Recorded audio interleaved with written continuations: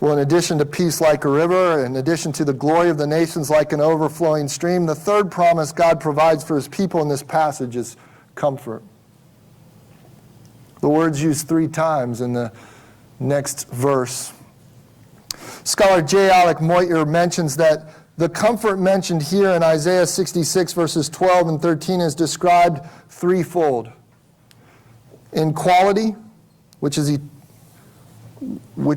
maternal, in its source and agent, which is the Lord, and in its location, which is this New Jerusalem.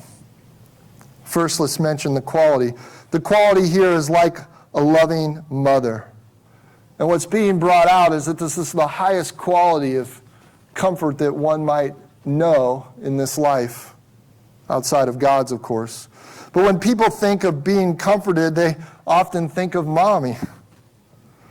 What did I want when I woke up from my surgery as a 6-year-old? I want my mommy, I yelled.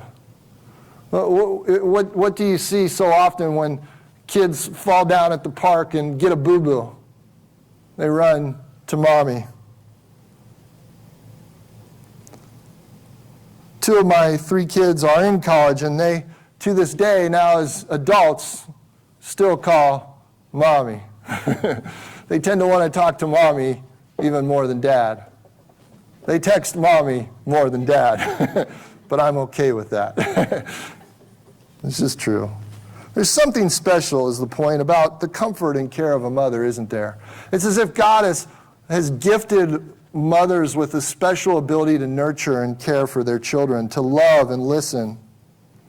The quality of a mother's comfort mentioned here in Isaiah 66 is so great that God compares himself and the comfort that he gives his people to a mother's comfort. Look at the end of verse 12. God starts describing this comfort that he will give his people in the future. He says, "You shall nurse. You shall be carried upon her hip. She shall be bounced upon her knees." You ever see a baby bouncing on a mother's knees? These words describe a motherly care.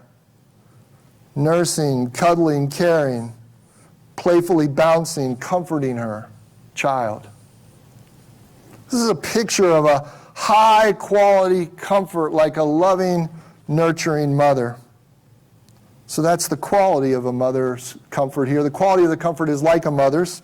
The source and the agent of this comfort mentioned here is from the Lord himself. Look at verse 13. God says, "As one whom his mother comforts, so I, the Lord, will comfort you." Scholar Oswalt writes in his commentary on Isaiah, this is one of the few places in the Bible where God is directly compared to a mother. The comparison has been used to reinforce the depth of God's concern and care for his children, an expression of the intimate, personal involvement of a loving, personal God with his people. This threefold description of comfort next mentions the location. Quality, like a mother's. Source or agent, the Lord himself. Now, the location in Jerusalem. Again, this is a reference to the New Jerusalem, the Revelation 21, the New Jerusalem coming down out of heaven from God for eternity, at the end of the age. So it's then when God's people will experience this kind of comfort. In the book of Isaiah, the word comfort, we could trace it throughout Isaiah. It's used in a multitude of places. It's first used in Isaiah 12. It's used again. It begins a new section in Isaiah 40, verse 1. Comfort, comfort my people. In several places, Isaiah 49, chapters 49 through 53, it's mentioned. And then it's mentioned here in Isaiah 66:13. And what's interesting, where it follows right behind the mention of glory and the wealth of the nations in verse 12, it might be tempting to think of comfort here as meaning some kind of just mere physical comfort, like wealth and prosperity, like comfortable, like laying on the couch with a glass of lemonade. You know, something like that, like being pampered, having a spa day or going on vacation or a cruise or something. Like, that's the kind of comfort, right, when we're really, really cozy and comfortable. But that's actually not quite what's meant here. It could include that, but that's not really the primary emphasis, because if you trace the word comfort throughout Isaiah, and you trace the themes of Isaiah, God's people have been turning away from him. God's grieved at their sin. There's been unfaithfulness. There's been disobedience. There's God's corrective discipline. There's warnings again and again of God's judgment.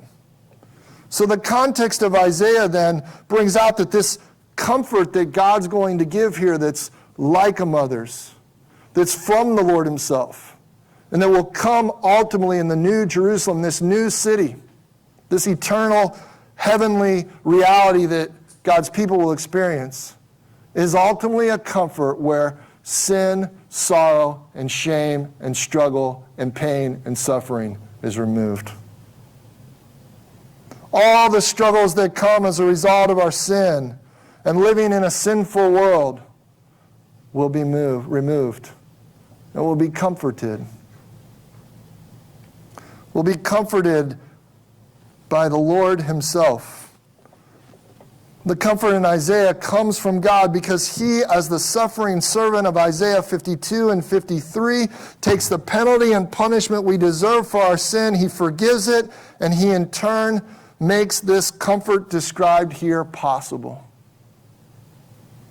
So Isaiah 66:13 is expressing this full and final comfort that the Lord will give to his people for all of eternity. And it'll be like the high-quality comfort we see in a mother's comfort, but even greater, so much greater. Greater than a mother's comfort is God's comfort, a full and final comfort God will give his people through his love, his mercy, and his forgiveness. Think about that for a moment, just personally. At times in your life, or even today, if you feel sorrowful about your sin, or if you're here today and you're struggling with some sort of sin, or perhaps you have or are struggling with sin's consequences, whether from your own sin or whether from people that have sinned against you. Many times people have been hurt by others because of their sin. And maybe you're here today struggling with that pain and that hurt that someone else has caused you by sinning against you. God says to you, as one whom his mother comforts, so I will comfort you.